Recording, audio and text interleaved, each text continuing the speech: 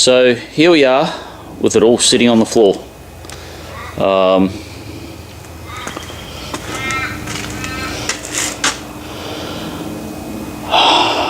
That's a serious lump of cast. It is a serious machine. What we're looking at it here, this is the bottom. Sorry about the lighting issues. So that's the bottom. When you look here, you can still see the scraping marks in here. When I say scraping marks, you can see where the marks are on the back there where it's been scraped. It's still got the marks in the grease. And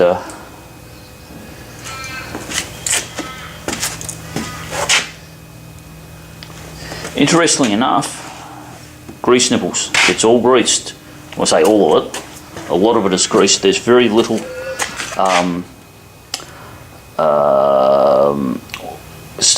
provision for oiling on it. Even grease nipple here. This is the feed for the cross feed.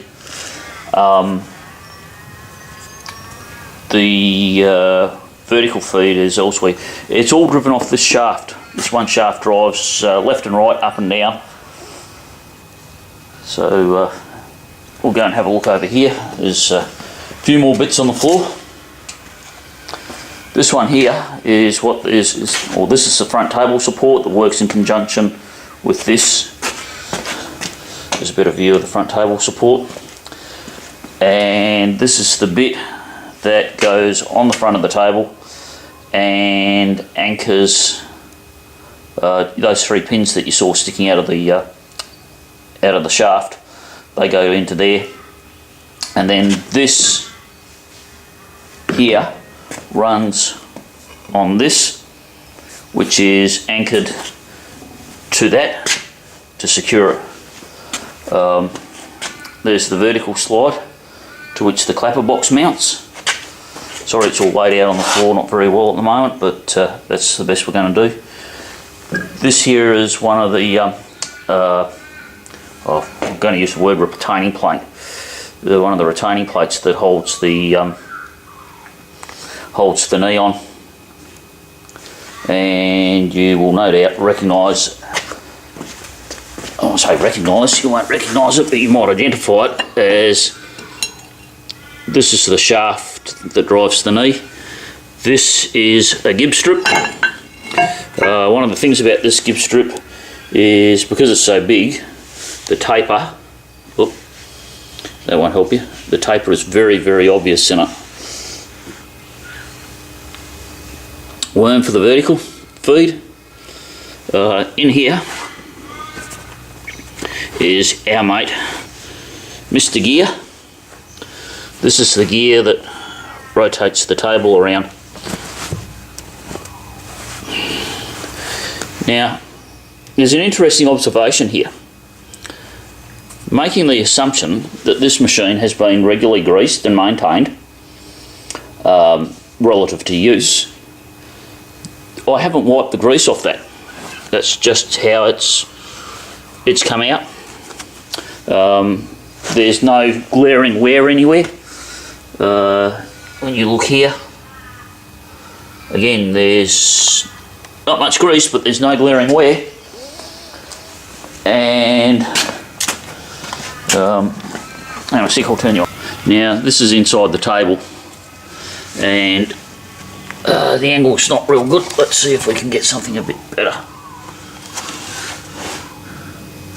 This is the worm that drives the gear that rotates the table. Look at the amount of grease that's in here, which isn't much. I don't think this machine's done any work. This here is a cam lock to lock the table to stop it rotating. And let's make sure we're fully wide here. This here spins the worm, so you can drive the table around. Now, when I got the machine, this here was, as I got it when I picked it up, this was facing right down. straight down. But I think the correct way of using it, and I'll find out when I get it back together,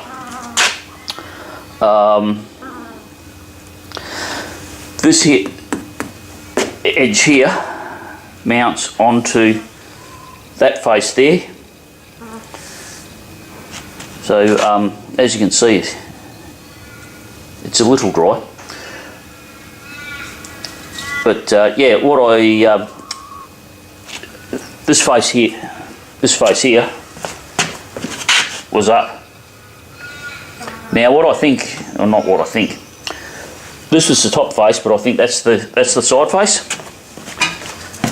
This face here, that's facing down, is actually the top face. And what that is that's adjustable. You can wind that, you can tilt that, or when we're looking at the machine, so we're up here, and that's the table. We can rock the table down or up so that we can get it on that plane, and then we can rotate the table this way for that plane, so we can get all sorts of weird and wonderful angles on it within reason, without actually adjusting the head. And then we've got, I showed you that before, the power feed gears on the head. Yeah, what can you say?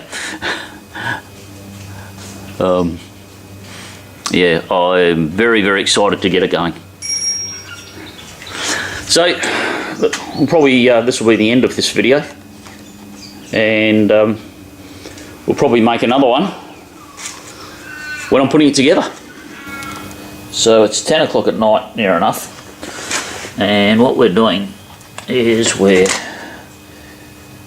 not doing a very good job of showing you what's going on. This is the vertical drive mechanism. As you can see, there's a bit of grease there, not a lot, not for a machine of this age. There's a few metal chips there. So what I'm thinking is that, I'll try and get my head out of the lot. What I'm thinking is that if this thing was regularly greased, and there's nothing to indicate that it wasn't, that's not a lot of grease. And as you can see,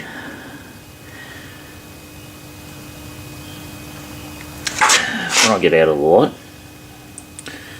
plenty of scraping marks, not much work.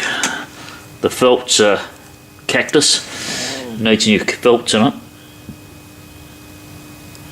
but I need to get it off the floor because it's just blocking up my shed.